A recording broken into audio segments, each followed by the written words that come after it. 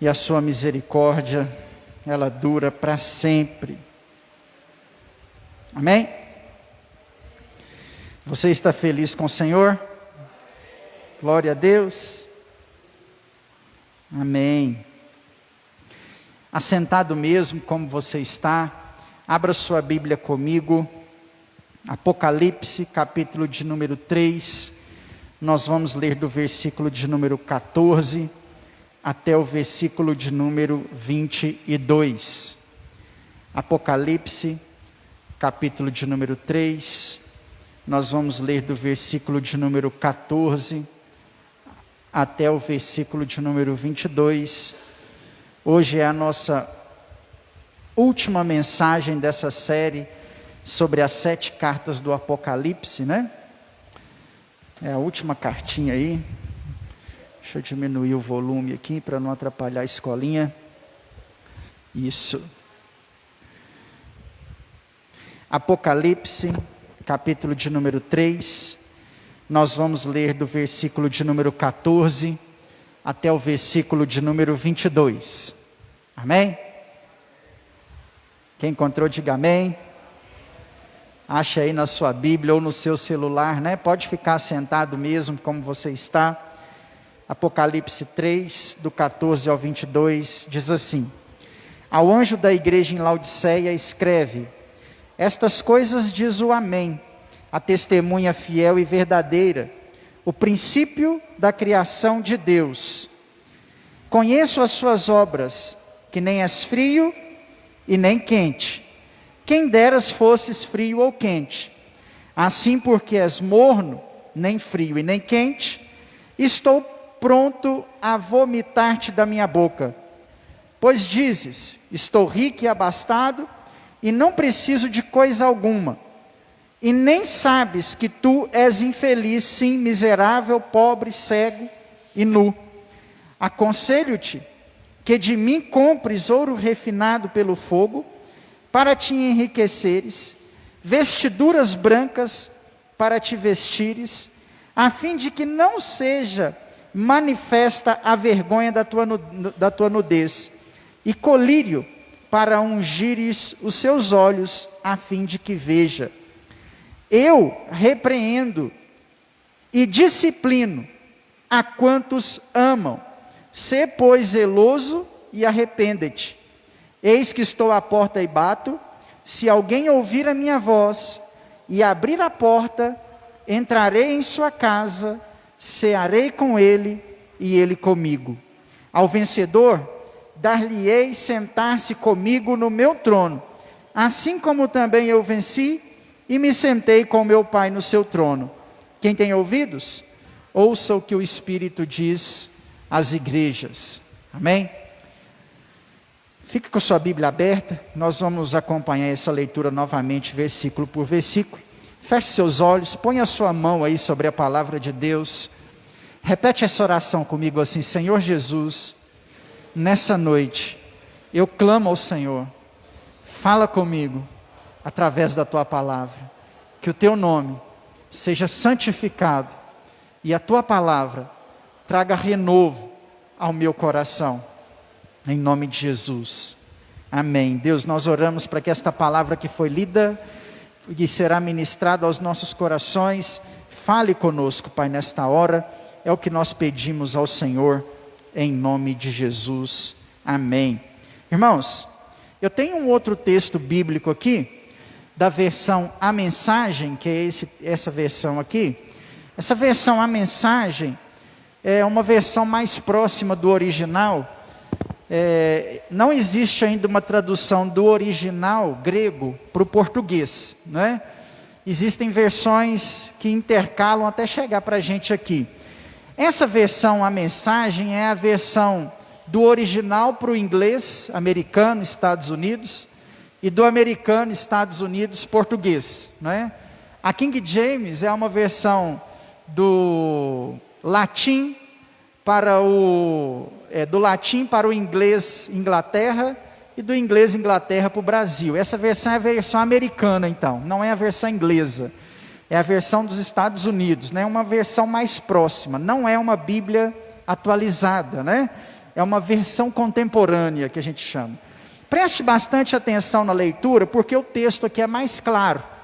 Você vai entender direitinho na hora que eu ler o texto para você, porque o texto usa da nossa linguagem. Aqui, ó.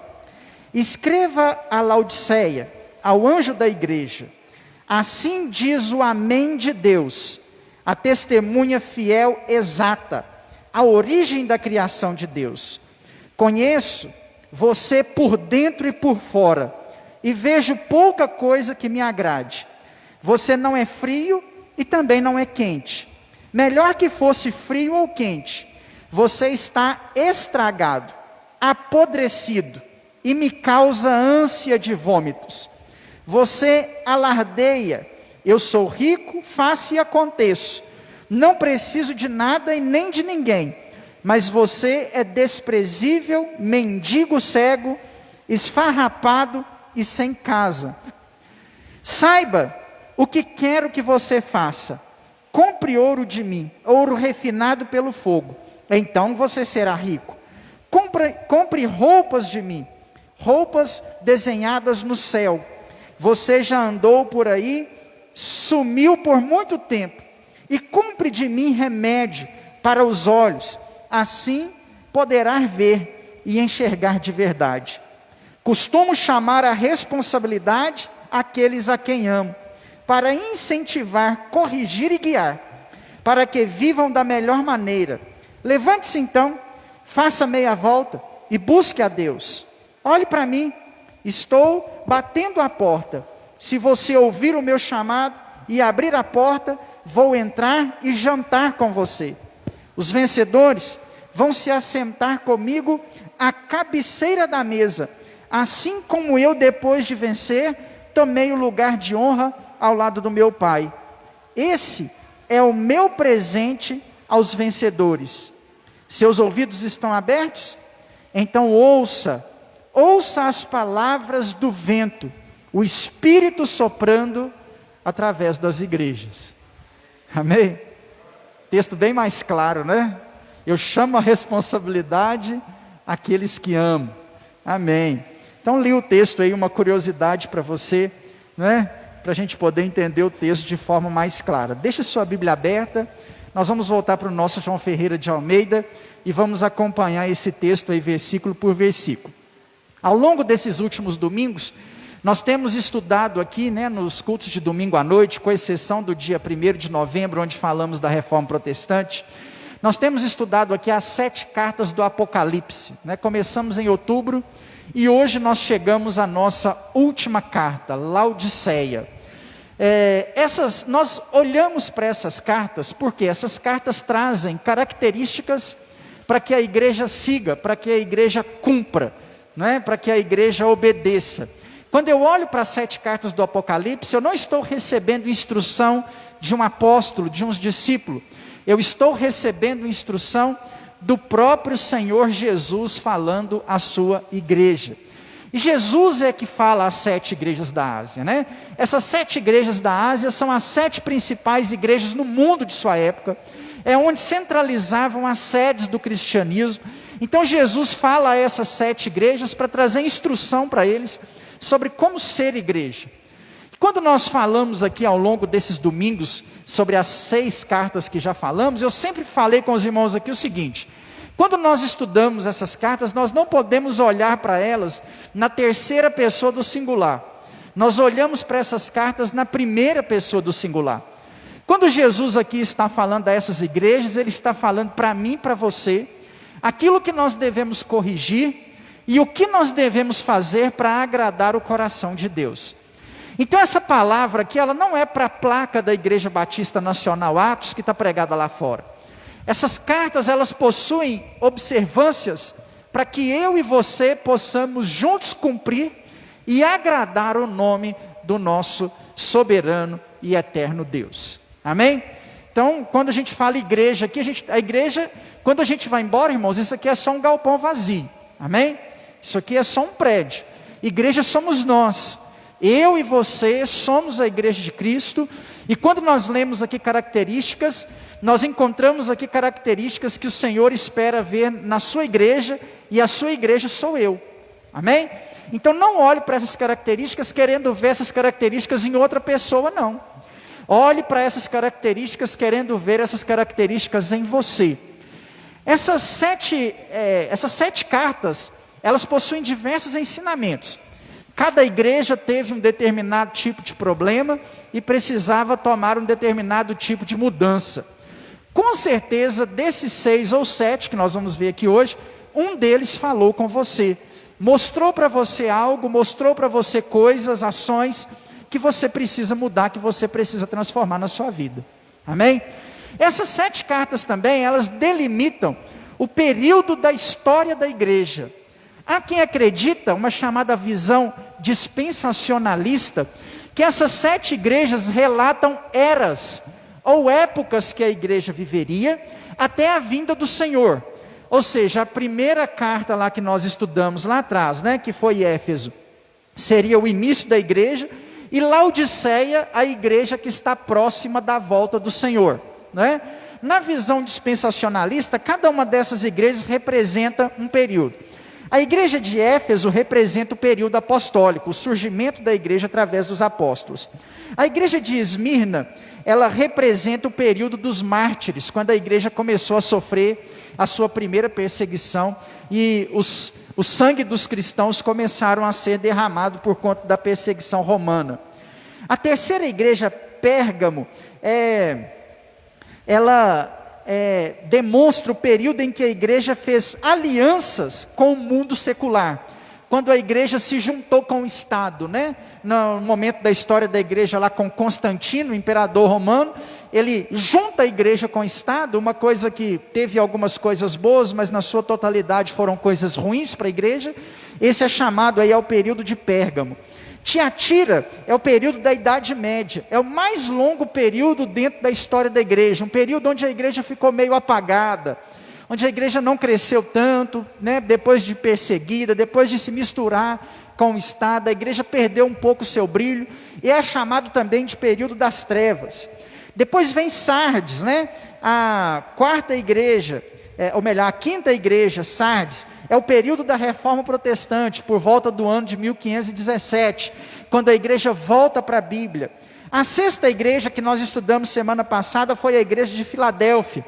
Ela está relacionada ao período de missões da igreja, ao período onde a igreja mais cresceu e se expandiu pelo mundo. Esse período já está bem pertinho de nós, tendo em vista que as 2 últimas cartas anunciam, são um presságio de que o Senhor está perto. Nós encontramos Laodiceia e Filadélfia, né, que nós estudamos semana passada, como igrejas bem próximas ao tempo em que nós vivemos. Filadélfia é o período de expansão da igreja, irmãos. Nunca na história da igreja ela cresceu tanto como no século passado até os dias atuais. A igreja nunca experimentou um crescimento tão rápido quanto no início desse século nosso e no final do século passado. É o período da igreja de Filadélfia. Mas só para você ter ideia, o período que a igreja mais cresceu no mundo foi na década de 90 para frente. Quando passou os anos 90, houve um boom na igreja, né? Só para você ter ideia, em 1995, cerca de 3% da população no Brasil declarava fé protestante evangélica. 3%. Já no censo do ano passado, nós somos cerca de 27% do Brasil inteiro declarando fé protestante evangélica. Nós temos estados como Rio de Janeiro, Espírito Santo e Goiás, que tem mais de 50% de sua população que professa fé protestante evangélica. Ou seja, a igreja nunca cresceu tanto. Filadélfia é o período do boom da igreja, é onde a igreja cresce, é onde a igreja deslancha. É onde Mateus 24 cumpre lá o texto que Jesus diz assim: e este evangelho do reino alcançará, será pregado em toda a terra. Isso vem acontecendo de 1995 para cá, nesse boom que a igreja deu nesses últimos anos. Hoje é quase impossível ter alguma parte no mundo que ainda não recebeu a pregação da palavra. Isso porque redes sociais, internet, acesso à internet facilitaram muito as coisas. E a palavra de Deus está sendo pregada à reveria. Irmãos, deixa eu te dar uma boa notícia. Nós já vivemos Filadélfia. E agora já vivemos, isso é uma boa notícia porque Jesus está perto, não é? Perto está o Senhor. E agora nós vivemos Laodiceia. É o período em que a igreja de Laodiceia, a última carta, é a igreja do século 21. É o que nós estamos precisando ouvir. Então eu poderia preparar umas 10 mensagens dentro dessa carta, porque existem muitos assuntos que são latentes dentro desses versículos, e que mexem muito com o coração da gente, porque são coisas que nós vivemos nos nossos dias, e são decisões que nós precisamos tomar nos nossos dias, né? Como eu sempre trago aos irmãos, hoje a gente vai falar sobre Laodiceia. E Laodiceia é uma grande cidade. Laodiceia é uma cidade muito rica, é uma cidade poderosa, é uma cidade economicamente forte. E como eu sempre digo para você, pastor, por que a gente precisa saber essas informações? Porque essas coisas influenciam a pregação do evangelho na cidade. Assim como os problemas de Lagoa da Prata, ou a cultura de Lagoa da Prata, influenciam também no nosso evangelho, na nossa cultura evangélica, os problemas de Laodiceia também influenciavam essa cidade e faziam com que o evangelho dessa cidade tivesse características. Então a cidade era grande, a cidade era muito rica, a cidade possuía bancos, né? É quando começam a surgir o crescimento dos bancos no mundo. E Laodiceia tem a Casa da Moeda, é lá em Laodiceia, lá fabrica dinheiro. Lá tem banco onde as pessoas comercializavam dinheiro, compravam e vendiam dinheiro, né? Faziam sua letra de câmbio. Isso faz com que a cidade seja rica. Lá também havia uma produção de uma lã preta brilhante que exportava para o mundo inteiro. Lá também tinha a produção de um colírio, a medicina lá era muito avançada, e as pessoas da cidade desenvolveram um colírio que ajudava as pessoas a enxergarem melhor, né? Então lá tinha produção de colírio. Era uma cidade economicamente forte, tanto que no ano 60 depois de Cristo, quando Roma imperava sobre o mundo, houve um terremoto em Laodiceia e a cidade foi devastada. E Roma chega em Laodiceia para comprar a cidade, oferecem eles dinheiro a troco de favores políticos. Laodiceia não aceita dinheiro de Roma, porque eles tinham dinheiro suficiente para reconstruir rapidamente a cidade. A cidade enfrenta um terremoto e rapidamente ela consegue ser reconstruída porque eles eram economicamente fortes, né? A cidade está a cerca de 80 quilômetros de Éfeso, e ao contrário de outras igrejas que nós lemos aqui, não possuía nela nenhum templo a nenhum deus pagão. Fator interessante, né? Por quê? O apego das pessoas não eram a um deus pagão, como aconteceu em outras igrejas, como Éfeso, por exemplo. O apego das pessoas que moram em Laodiceia é ao dinheiro. As pessoas trabalhavam e não queriam saber de Deus, e trabalhavam, e por serem ricas, achavam que tinha tudo. Você já tentou pregar o evangelho para quem é rico? Quem é rico, entre aspas, na cabeça dele ele não precisa de Deus, porque ele tem o dinheiro. Se ele adoecer, ele tem dinheiro para comprar os melhores remédios, para ir aos melhores hospitais. Eu não sei se é verdade, talvez é só conto da carochinha, não tem acesso à veracidade da informação, mas quando começou essa pandemia aí, eu fiquei sabendo que pessoas ricas na cidade doaram ao Hospital São Carlos respiradores, com a seguinte observação, né? Eu vou doar, mas se eu precisar é meu. Eu compro e dou. Se eu precisar, eu tenho que usar para mim. Não sei se é verdade, mas recebi essa informação. Mas não duvido que isso aconteça. Porque quem é rico acha que não precisa de Deus. Muito diferente de mim e de você, que vai chegando no dia 10, o dinheiro já acabou dia 5, e tem boleta para pagar, e você pensa assim, meu Deus, me ajuda, provê na minha vida, né? Muito diferente de você que ao receber diagnóstico de que está enfermo, diz, e agora eu vou ter que gastar com remédio, o dinheiro acabou, não tem dinheiro para comprar remédio, como é que eu vou fazer? Então geralmente a pessoa que é rica, ela não sente dentro dela necessidade de Deus, porque ela acha que o dinheiro pode resolver qualquer problema que ela tenha. Sabe qual vai ser a maior dificuldade do evangelho em Laodiceia? Quase todo mundo na cidade é rico. A cidade não sabe o que é pobreza, a cidade é próspera.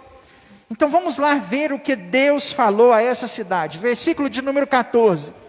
Ao anjo da igreja em Laodiceia, escreve estas coisas, diz o Amém, a testemunha fiel e verdadeira, o princípio da criação. Nesse versículo de número 14, é onde o Senhor se identifica como o Amém. Você sabe o que significa a palavra Amém? Amém significa assim seja. Amém significa eu concordo. Amém significa é verdade. Quando o irmão fala alguma coisa para você e você fala assim, amém, você está atestando, você está dizendo assim, eu concordo e é verdade. Quando Jesus se identifica como amém no versículo de número 14, ele está se identificando como o verdadeiro Filho de Deus. E quem de fato está falando é Jesus. Ele fez isso em todas as cartas. Em cada uma dessas cartas ele se identificou de uma forma diferente. E aqui em Laodiceia ele é o verdadeiro, ele é o amém. Ainda no versículo de número 14, ele se identifica como o princípio da criação de Deus. A palavrinha mais próxima do original, eu trouxe a versão do americano, né, a versão americana por conta disso. A palavrinha mais próxima do original para esse princípio da criação é soberano da criação. Por quê? Na criação de Deus não há ninguém, não há nada maior na criação de Deus do que Jesus. Quando Deus pensou em criar o universo lá na eternidade passada, meu irmão, Ele já tinha o projeto de mandar seu Filho ao mundo.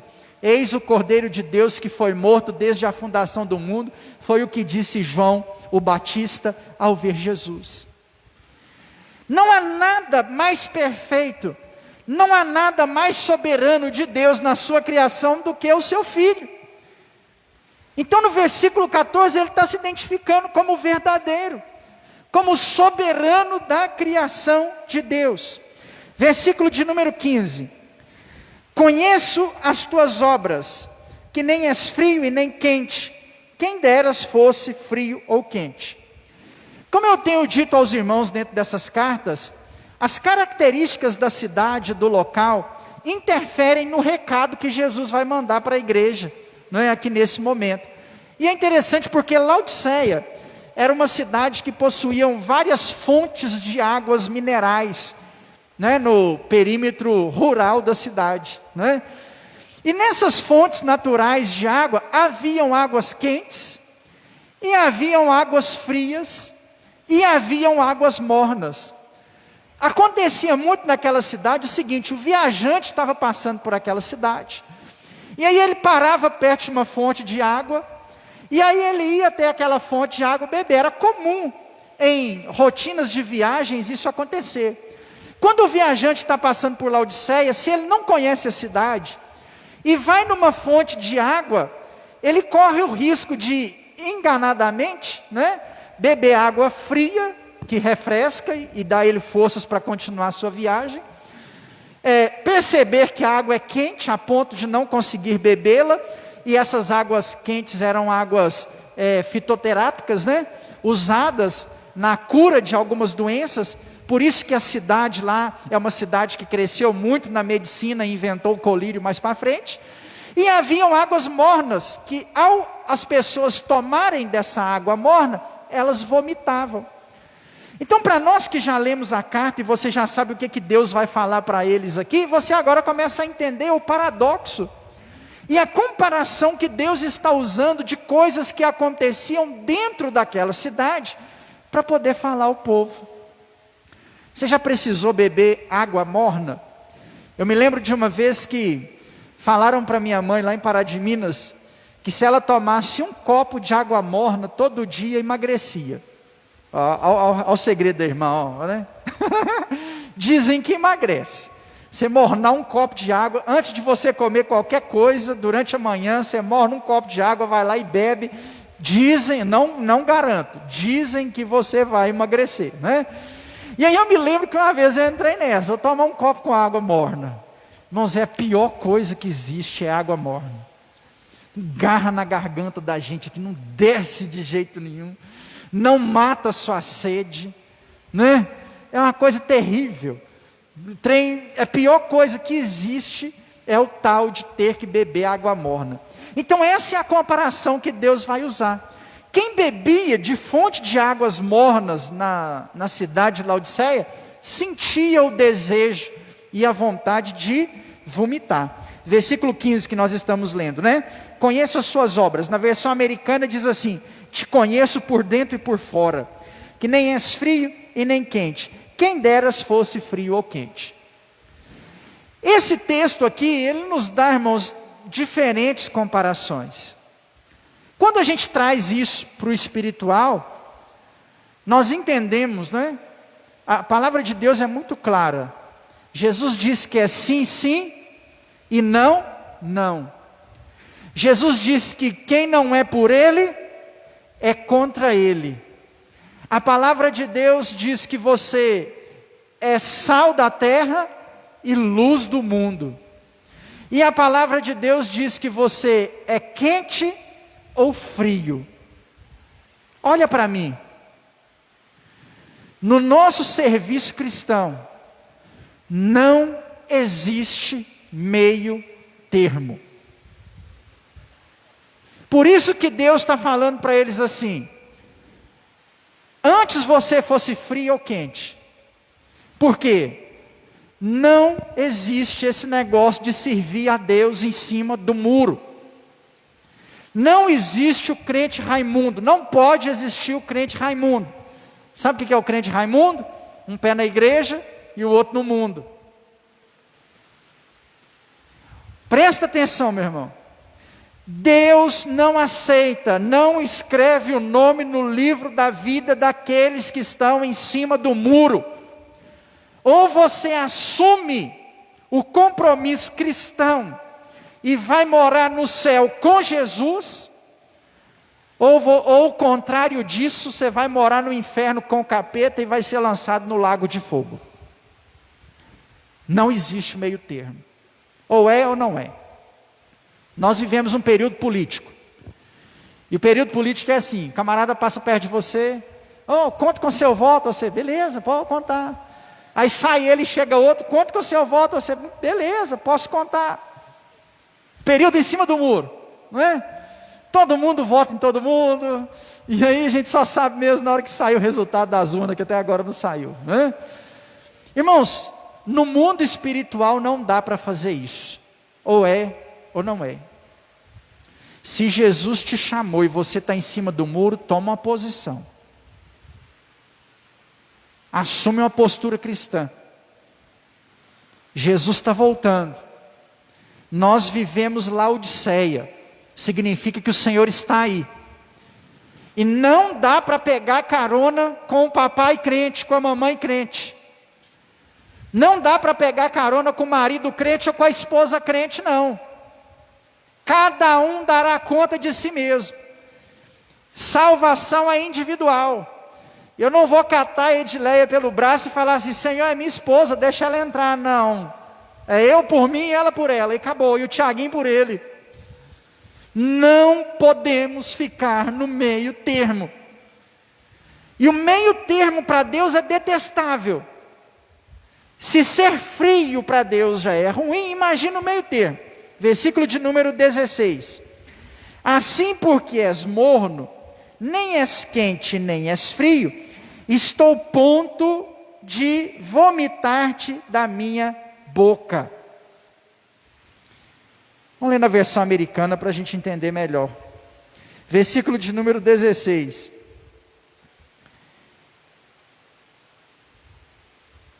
Melhor que fosse frio ou quente, você está estragado, apodrecido e me causa ânsia de vômitos.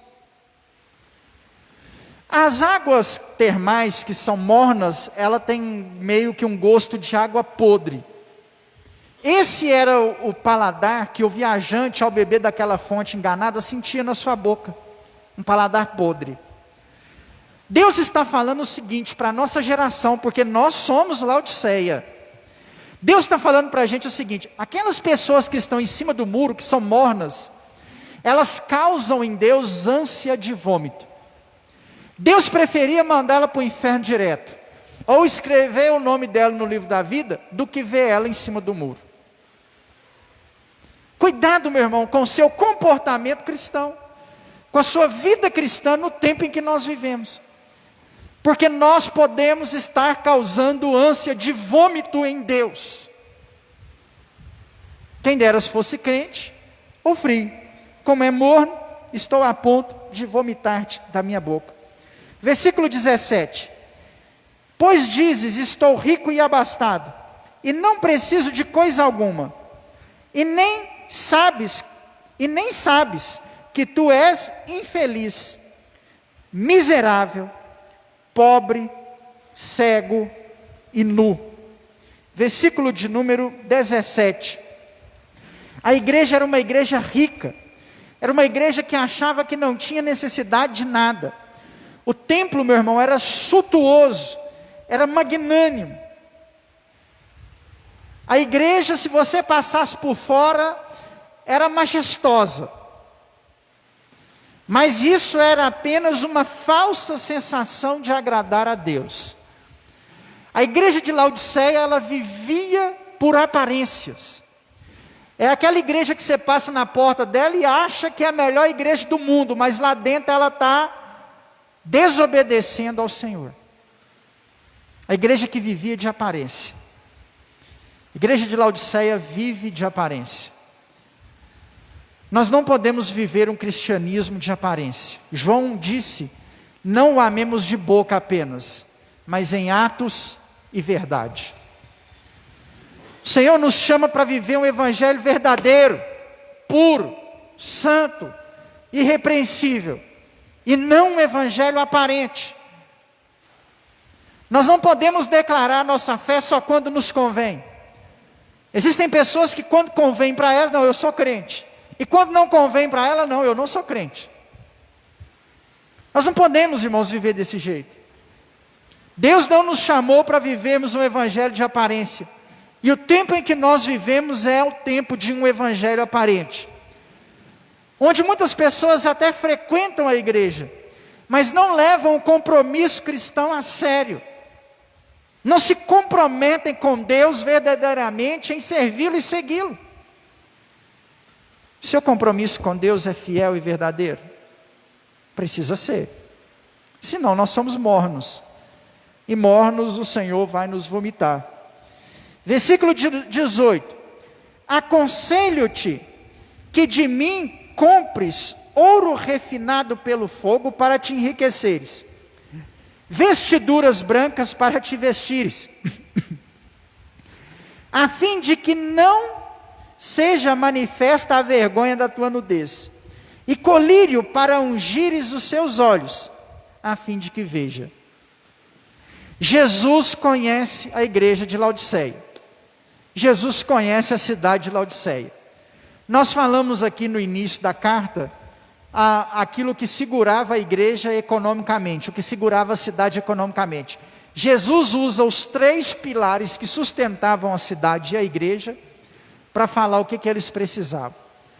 Primeiro, eles precisavam comprar do Senhor, não o dinheiro que eles compravam no banco, eles precisavam comprar do Senhor ouro refinado. O que é esse ouro refinado? São as riquezas celestiais. Jesus chamou de tesouro no céu, onde a traça não corrói, a ferrugem não destrói e o ladrão não rouba. Lá é que está o nosso tesouro. Você está trabalhando por coisas aqui nessa terra, e talvez não está fazendo nada pelo seu tesouro lá no céu. E o Senhor manda nos dizer nessa noite, que mais importante para nós é o nosso tesouro lá na glória, do que aquele tesouro que nós ajuntamos aqui nessa terra. O tesouro aqui dessa terra não vale de nada. Continua gastando a sua saúde, perdendo o seu tempo, continua juntando dinheiro aqui nessa terra, E isso não vai resolver o seu problema lá na glória não, meu irmão. É claro que a gente tem que lutar e batalhar pelas coisas terrenas, né? Aquele que paga aluguel tem que correr atrás de uma casa própria, aquele que está andando a pé para andar de carro. Mas nós não podemos ser escravizados pelo dinheiro, porque a igreja em Laodiceia era uma igreja que dava para Deus o tempo que lhe sobejava. Presta atenção, meu irmão. Deus não quer o nosso tempo que sobra, Ele quer a nossa primícia. Sabe o que é primícia? O primeiro. A semana não começa na segunda-feira, a semana começa no domingo. Amém? Por isso que o nosso culto é no domingo, porque Deus quer primeiro o dele. Às vezes você ficou em casa e está nos assistindo pela internet, porque nem o domingo sobrou para Deus. Mas o Senhor manda dizer que primeiro é o dele. Depois você vem reclamar que as coisas não dão certo, que as portas não se abrem, que as enfermidades não são curadas. Você não dá para Deus nem o que é dele por direito.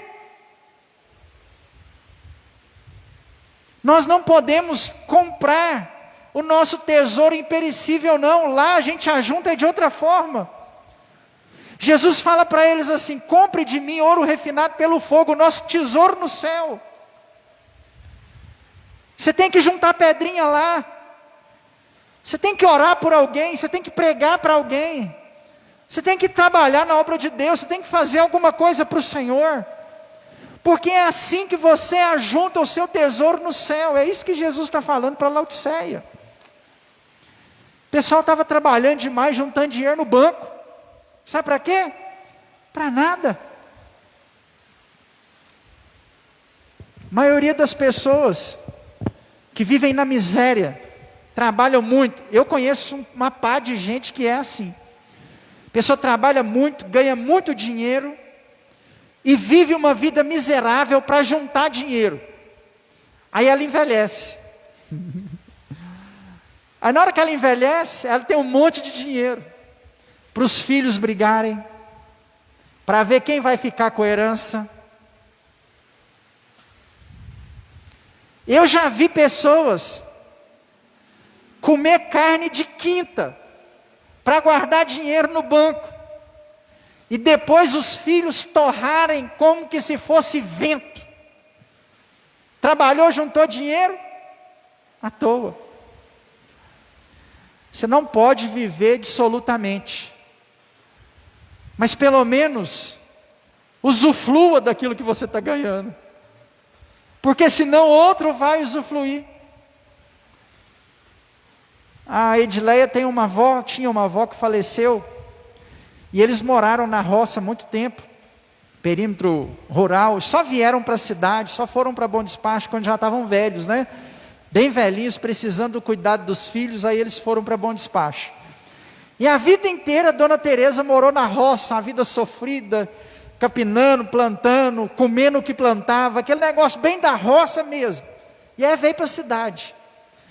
E lá na cidade tem um restaurante que chama Trem Assado, que vende uma comida espetacular até hoje. E o sonho da Dona Teresa era ligar lá e pedir um marmitex. As filhas dela pediam marmitex, ela olhava, via assim aquele negócio bonito, aquele monte de carne, o pessoal falava que a comida era boa, mas ela mesma nunca tinha comido um marmitex do Trem Assado. Ela morreu com vontade de comer um marmitex. As filhas lembram: nossa, a mãe morreu sem comer o marmitex do Trem Assado.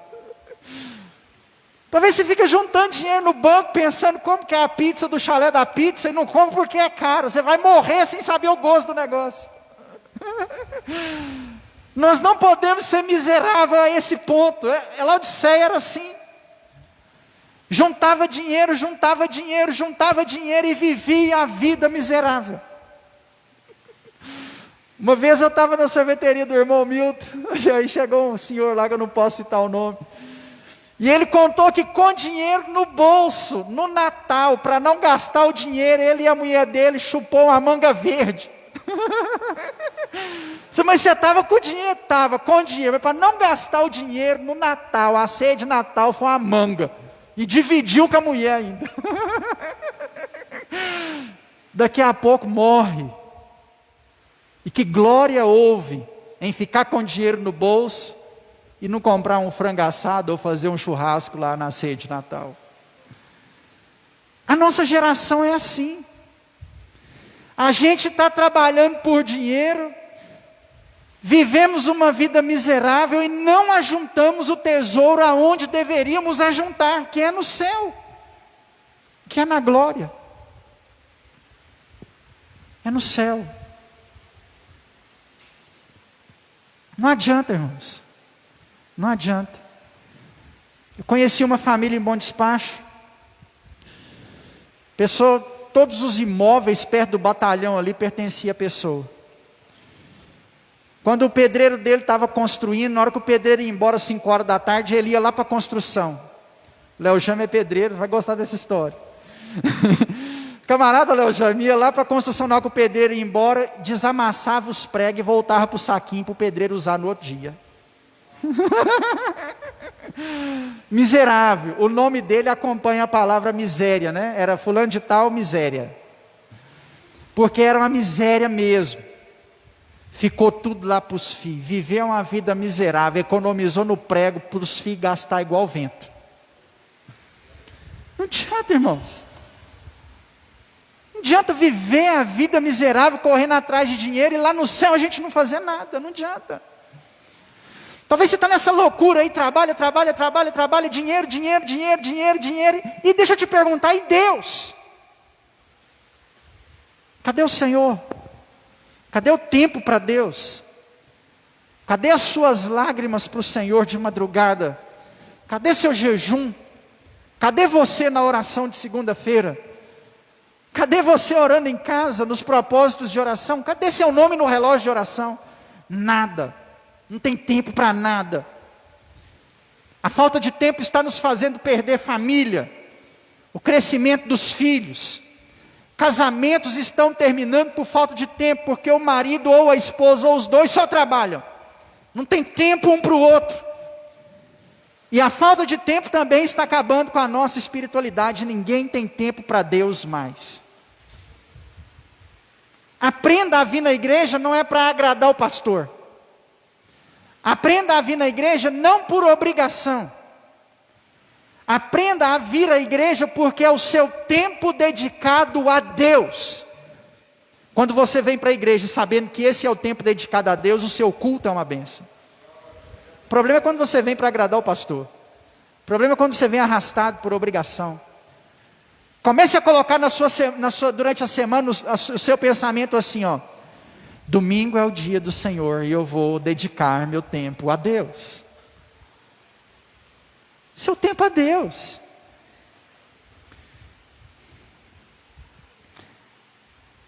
Versículo de número 18, né? Compres de mim ouro refinado pelo fogo para te enriqueceres. Vestiduras brancas para se vestires, a fim de que não seja manifestada a tua vergonha e a tua nudez. Eles produziam lã preta brilhante. Jesus orienta que eles usassem roupas brancas, porque branco significa que foi lavado e perdoado, que não há pecado. Que a igreja, embora fosse uma igreja rica, bonita, uma igreja bacana, era uma igreja que pecava. O pecado expunha a vergonha dessa igreja. Essa igreja era uma vergonha. Essa igreja era uma vergonha. Você se sentiria bem se você saísse andando nu pelas ruas? Em primeiro lugar não, porque quem faz isso a pessoa está descontrolada mentalmente, né? Pouco tempo atrás pegaram um homem aqui em Lagoa da Prata andando nu pela rua. Isso é até crime, na verdade, a pessoa pode ser até presa, né? Você não pode fazer um negócio desse. Mas você naturalmente tiraria a roupa e iria na padaria comprar pão sem nada? Não, você não faria isso não, você ficaria com vergonha. Esse era o sentimento que a igreja de Laodiceia precisava ter relacionado aos seus pecados. Eles pecavam e viviam de aparência, como que se não tivessem pecados. Deus está falando para eles que iria mostrar a nudez deles, o pecado deles.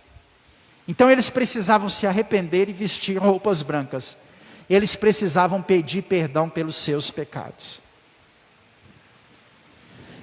Não importa para Deus o pecado que você cometeu, mas o Senhor quer ouvir o seu pedido de perdão.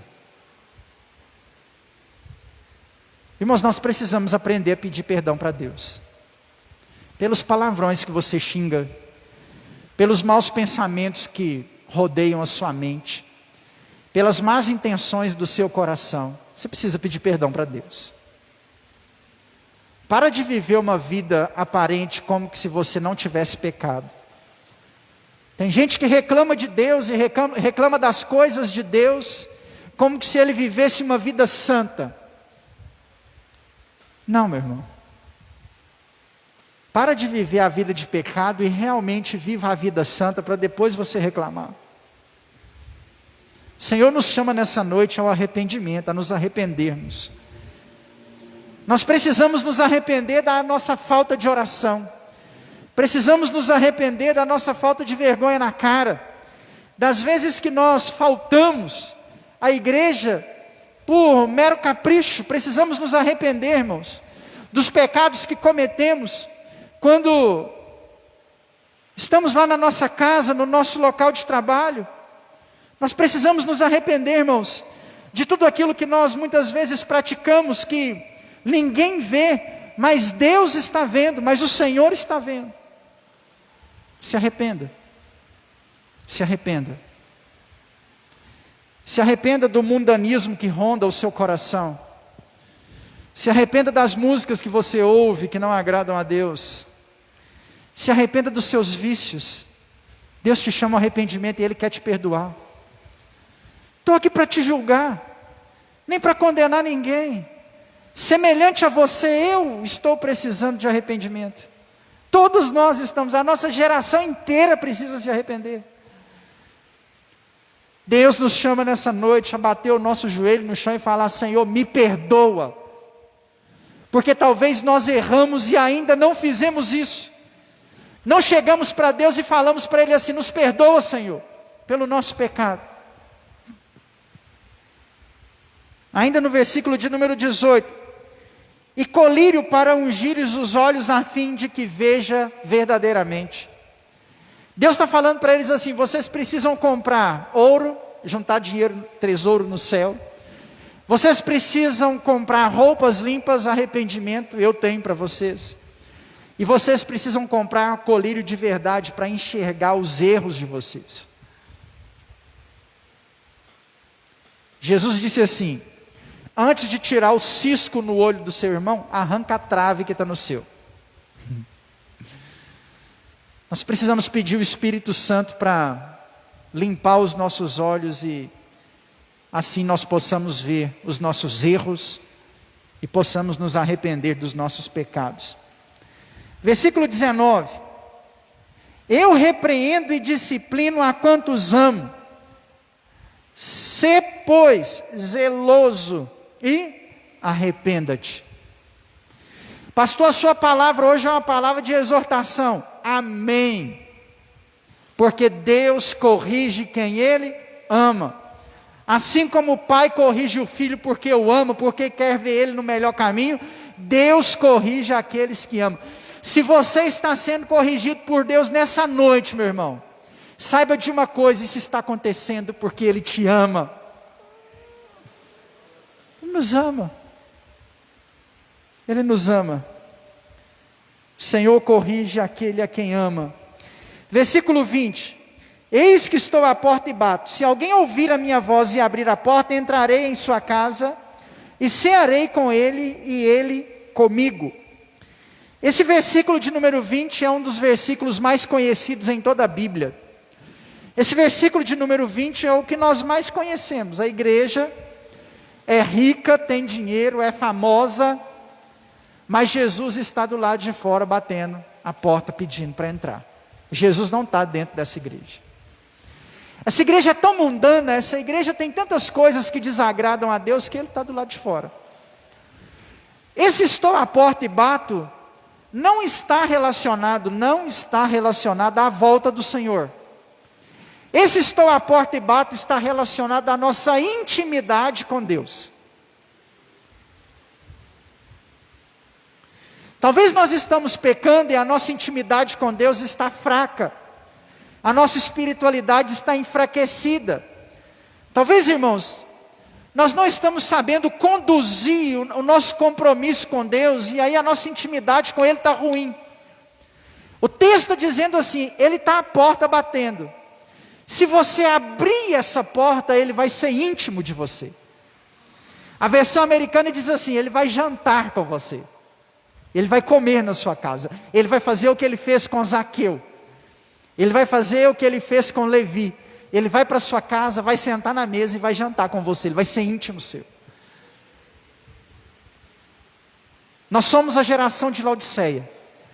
E a geração de Laodiceia pode abrir a porta para Jesus. Abre a porta para Jesus entrar. Abre a porta da oração. Abre a porta da leitura bíblica. Abre a porta do jejum. Abre a porta do congregar, do estar na igreja. Abre a porta do evangelismo. Abre a porta da santidade. E Jesus vai ser íntimo seu. Ele está à porta batendo. Ele quer entrar na sua vida. Ele quer te libertar desse vício que te prende. Ele quer tirar de você aquilo que não agrada a Ele. Abra a porta, aceite, deixe Ele entrar. Deixa o Senhor entrar. Ele está à porta batendo, Ele quer ser íntimo meu.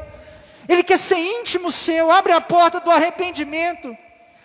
E deixa o Senhor fazer morada na sua vida. Para de viver confiando em você mesmo.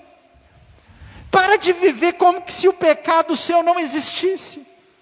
E abre a porta do seu coração, porque Ele quer entrar. Ele quer entrar na sua casa, Ele quer entrar na sua vida, Ele quer entrar na sua família, Ele quer entrar no seu coração, Ele quer entrar. Ele quer entrar.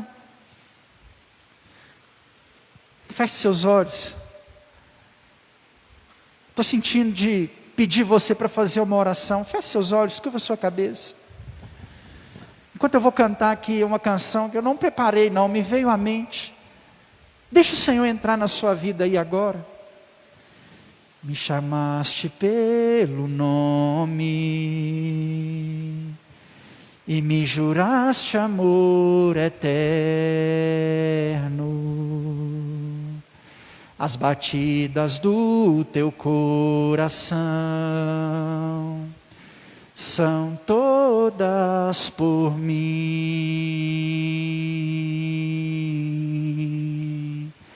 Disseste nunca te abandonarei e jamais te deixarei.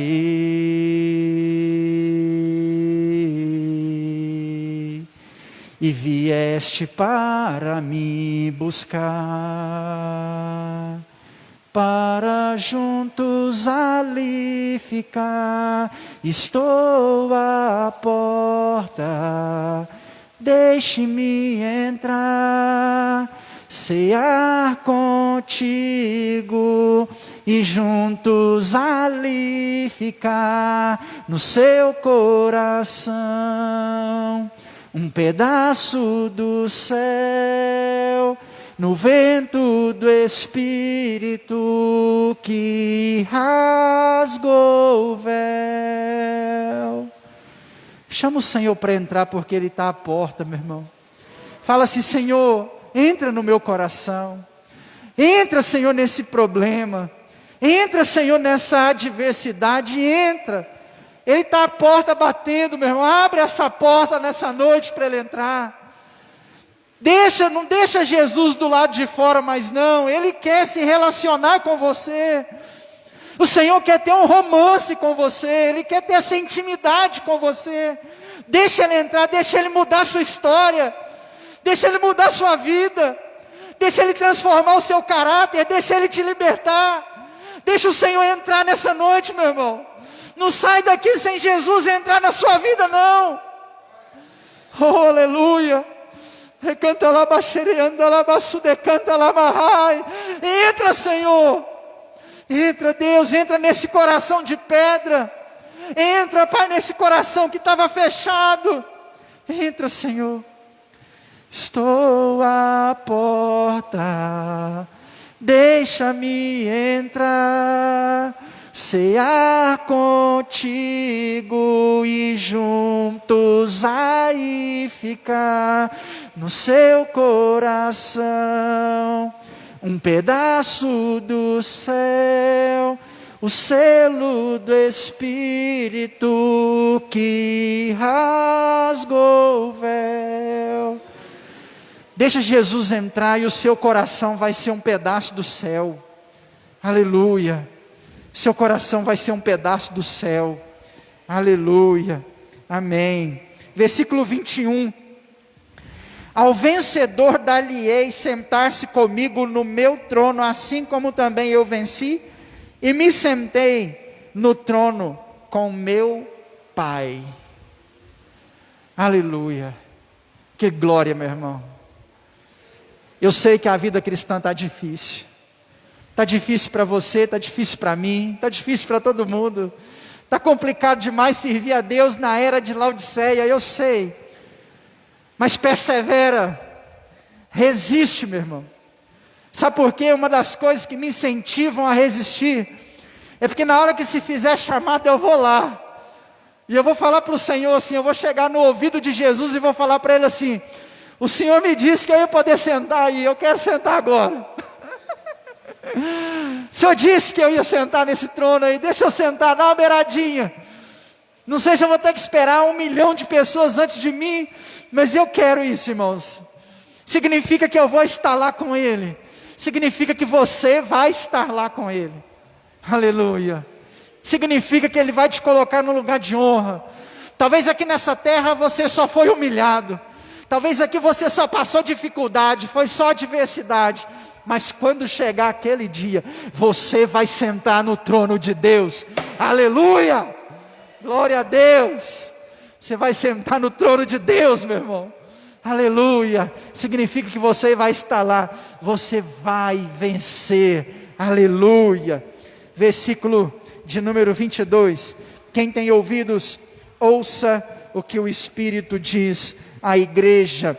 Versículo de número 22 na versão americana. Seus ouvidos estão abertos?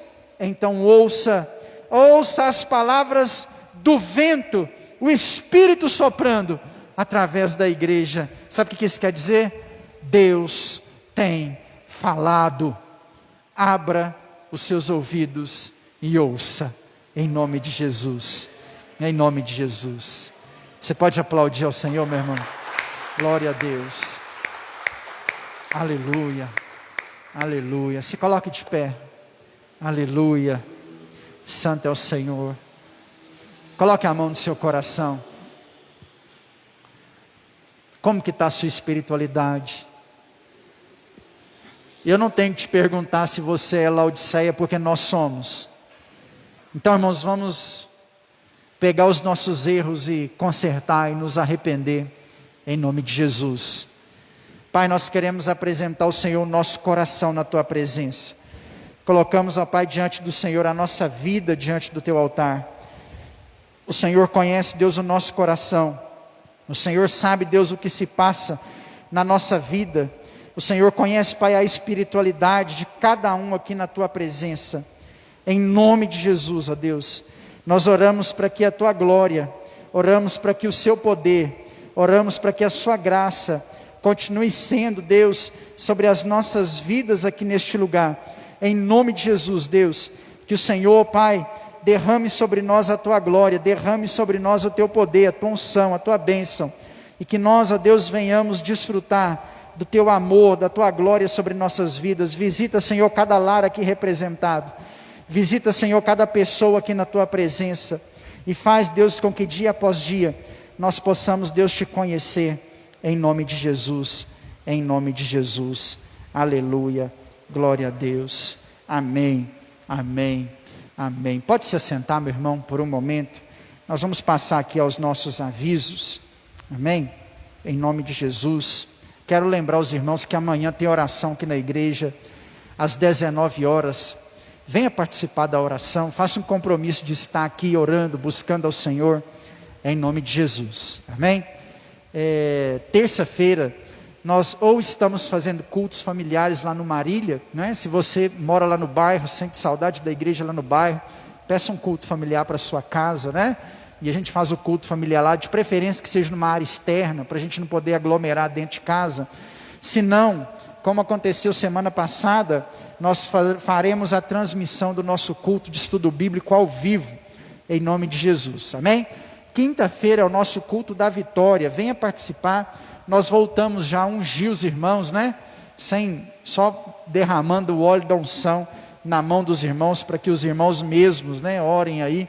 Então venha fazer um propósito de oração com Deus, venha buscar o Senhor na quinta-feira, em nome de Jesus. Sábado, nós temos culto de mulheres, às 18 horas, 6 horas da tarde. Então você, minha irmã, coloque na sua agenda lá, sábado tem culto de mulheres, venha participar do culto de mulheres. Eu tenho certeza que Deus tem uma palavra abençoada para você, em nome de Jesus, amém? Domingo temos escola bíblica dominical, às 8h30 da manhã.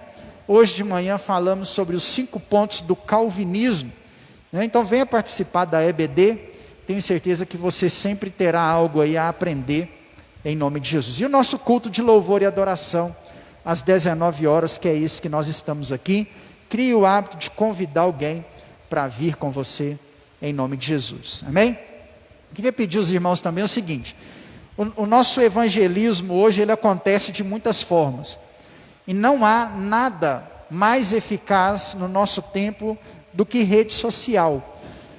Então eu queria pedir aos irmãos que nos ajudassem, compartilhando esses foldenzinhos da igreja, né? Talvez alguém vai ver aquilo lá e vai vir visitar a igreja e vai se converter ao Senhor, né? Hoje a gente precisa sair distribuindo panfletos como fazíamos antigamente, mas também precisamos compartilhar em rede social. Nada é mais eficaz hoje do que rede social. A maioria das empresas vendem mais hoje através de rede social, né? Então assim, use isso para o bem, para o evangelismo, né? Se você puder, tire uma foto aqui na igreja, marque o nome da igreja no Instagram, no Facebook. Tudo isso ajuda a divulgar a palavra do Senhor, né? Igual a gente mandou fazer camisa, use a camisa, né? Então comece a ter esses hábitos aí, não para o nome da igreja aparecer não, é para que o evangelho alcance mais pessoas. Eu tenho certeza, se você tem rede social, você vê de tudo lá, por que não ver a igreja lá, né? Então vamos usar talvez uma ferramenta que muitos utilizam para o mal, para aquilo que é bom, amém? Faça isso, quando você estiver aqui na igreja, faça um check-in aqui na igreja, ligue a sua internet, né? O Wi-Fi aqui da igreja é Atos com A maiúsculo 2014, o nome da igreja com A maiúsculo e o ano que a igreja surgiu. Então faz um check-in, entra lá, ó, fulano de tal fez check-in na Igreja Batista Nacional Atos, né? Tudo isso ajuda com que a palavra do Senhor seja pregada. Talvez você faz um check-in, um amigo seu vai ver, vai clicar lá e já vai cair direto na transmissão ao vivo, ele vai assistir um culto. Então assim, a gente não faz isso para promoção da marca da igreja. A gente faz isso para que a palavra do Senhor alcance mais pessoas. Amém? Glória a Deus. Amém. Se coloque de pé. Vamos orar. Nós vamos orar agradecendo ao Senhor por esse culto. Antes disso, vamos orar pelo nosso irmão Rian, que fez aniversário ontem, né? Vem cá, Rian, para a gente poder orar por você. Glória a Deus. Estenda suas mãos para cá. Deus, nós queremos agradecer ao Senhor por mais um ano que o Senhor concedeu ao teu servo. Obrigado, Deus, por esse ano na vida do Rian. Esse ano foi servindo ao Senhor, fazendo seminário, estudando a tua palavra. Foi um ano de faculdade também. Que o Senhor, Deus, em nome de Jesus, abençoe a vida do teu servo, confirme na vida dele os sonhos, os projetos que ele tem. Que o Senhor confirme na vida dele o chamado, o ministério que o Senhor tem para ele. Em nome de Jesus, Deus, eu abençoo a vida do Rian com toda sorte de bênçãos e peço que esse novo ano que comece para ele seja ainda melhor, em nome de Jesus. Amém Amém. Parabéns para você, nesta data querida, muitas felicidades, muitos anos de vida, que o Senhor te abençoe e te dê santidade, alegria e saúde, muitas felicidades. Viva Jesus na vida do Rian, amém? Glória a Deus. Irmãos, nós vamos orar, agradecendo ao Senhor por esse culto, vamos orar pelas eleições também, né? 70% das urnas apuradas, Digiane 52%, Roberto 27%, Carla Andrade 8%, né? Então tudo indica aí Digiane prefeito. Então vamos orar para que Deus tenha misericórdia, que seremos governados por um partido de esquerda, né? Então vamos orar para que Deus tenha misericórdia e dê a ele uma boa direção, que ele administre bem essa cidade e não faça bobeira, né? Em nome de Jesus, que a gente venha ver a cidade crescer, independente de quem ganhasse, é isso que a gente quer ver, né? Nossa cidade evoluir, crescer. Então vamos orar para que Deus abençoe também o nosso município, em nome de Jesus, amém? Deus, nós queremos agradecer ao Senhor por esse culto que tivemos aqui na Tua presença, que esta palavra permaneça no nosso coração, na nossa vida, que nós possamos sair daqui tendo a certeza de que aprendemos algo novo do Senhor, e pedimos, ó Pai, que em nome santo de Jesus, que nós possamos ter uma semana abençoada, uma semana de vitória na Tua presença. Eu abençoo a semana dos Teus servos, a semana da Tua igreja, e peço, Senhor, que seja de fato o Senhor a chamar à existência todas as bênçãos espirituais sobre a vida da Sua igreja, Pai. Nós oramos pelas nossas eleições municipais. Abençoe, Deus, o prefeito que vai ser eleito hoje, os vereadores que vão assumir o legislativo. Que o Senhor Deus venha em nome de Jesus abençoar nossa cidade, que nós não venhamos experimentar regressões, mas que nós venhamos crescer, que o prefeito novo seja bom para o funcionarismo público, seja bom para os investimentos na nossa cidade, para as obras de melhoria urbana, para a saúde, para a educação, que nós venhamos, ó Pai, ver o nome do Senhor sendo glorificado aqui neste lugar. É o que nós oramos ao Senhor, em nome de Jesus, amém.